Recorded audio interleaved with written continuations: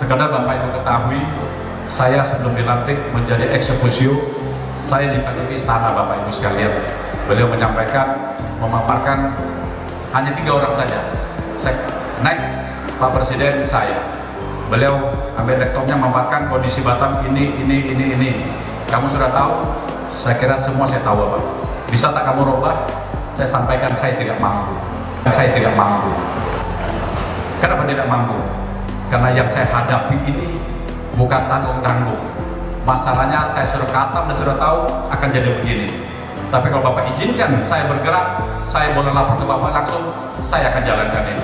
Beliau menyampaikan, kamu jalan, kamu boleh langsung lapor kepada saya ingin dalam waktu dekat Batam sudah berubah.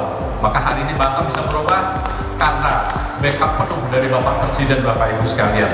Artinya apa? Artinya Pak Bupati mungkin kebijakan di sana, kalau ada yang membackup, Bapak tidak akan ragu-ragu mengambil kebijakan. Tapi kalau tidak ada backup, kita masih mikir, bikin ini kejadian nanti akan kita tanggung apa? Ini apa? Mudah-mudahan Bapak, kalau Bapak kembangkan, mari kita sama-sama. Karena semua yang kita bangun harus di backup dari pusat. Kalau kita daerah, berat sekali. Karena raja-raja kecil di daerah juga banyak dari pusat di sini. Tapi kalau kita di backup, jalan kita benar, saya kira semua akan terbangun baik.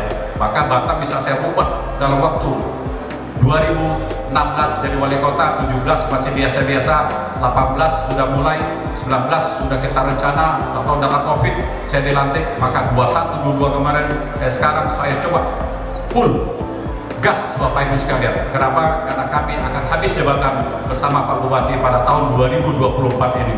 Maka waktu sisa 2 tahun saya akan selesaikan. Bandara selesai, yaitu jalan dari bandara menuju ke Pelabuhan Batu Ampar. Mudah-mudahan 2023 sudah terbuka setiap jalurnya 5 lajur sama Bapak Ibu sekalian. Ini tidak ada uang dari APBN. Ini tidak ada uang dari APBD Kota Batam. Ini murni dari BP Batam yang susunan kerangka anggarannya Bapak Ibu sekalian saya atur sendiri. Pembangunan jalan bukan untuk menghabiskan anggaran semata, namun mempunyai manfaat besar, yaitu memperlancar lalu lintas di daerah dan meningkatkan pelayanan distribusi barang dan jasa. Guna menunjang pertumbuhan ekonomi dan investasi, serta meningkatkan pemerataan hasil pembangunan dan keadilan. Hal ini terlihat saat ini di Kota Batam. Pembangunan jalan dalam beberapa tahun terakhir dilakukan di Batam cukup pesat dan masif. Jalan-jalan di Batam bahkan ada yang dilebarkan hingga 5 lajur kiri dan kanan. Tentunya, masyarakat Batam wajib tahu ruas jalan mana saja yang akan dibangun tersebut. Jalan-jalan yang lebar itu yakni pembangunan koridor utama dari Simpang Laluan Madani hingga ke Simpang Bundaran Punggur. Jalan ini akan dibangun sepanjang 9 km dan akan dibangun 3 lajur kiri dan 3 lajur kanan, sehingga nantinya akan menjadi 5 lajur kanan dan kiri. Pembangunan Jalan Yos Sudarso tahap 3, pembangunan sepanjang 1,2 km ini akan dimulai dari Simpang Bengkong hingga Underpass Pelita. Kemudian, jalan koridor utama sepanjang 2,6 km dari Bundaran Punggur hingga ke Simpang Bandara Hang Nadiem. Jalan ini merupakan jalan yang akan dibangun 3 lajur kiri dan kanan. Lalu, pelebaran jalan juga ada dari proyek yang menjadi prioritas BP Batam, yakni Jalan Hang Jebat dari Simpang Batu Besar hingga Simpang Turi sepanjang 5,5 km. Lalu, Jalan Yos Sudarso tahap 4, mulai dari Underpass Pelita hingga Nagoya Gate sepanjang 1,2 km, Jalan Hang Jebat tahap 2, dari Simpang Batu Besar ke Simpang Polda Kepri sepanjang 3 km.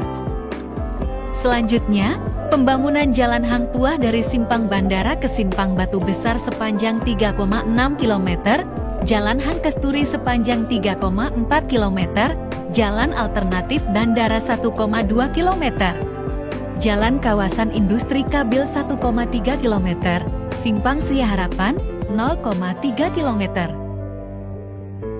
Peningkatan Jalan Hang Lekir sepanjang 12 km, Jalan Todak Trapu ruas gerbang keluar Pelabuhan Batu Ampar sepanjang 1,8 km, Jalan Duyung sepanjang 2,6 km.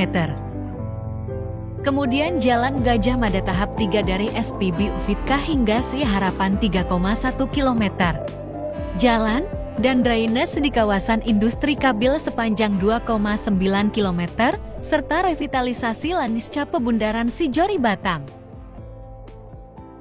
Terakhir, pembangunan flyover Seiladi hingga Simpang Laluan Madani sepanjang 2,5 km. Proyek pembangunan flyover Seiladi hingga Bundaran Madani ini merupakan salah satu cara mengurangi kemacetan.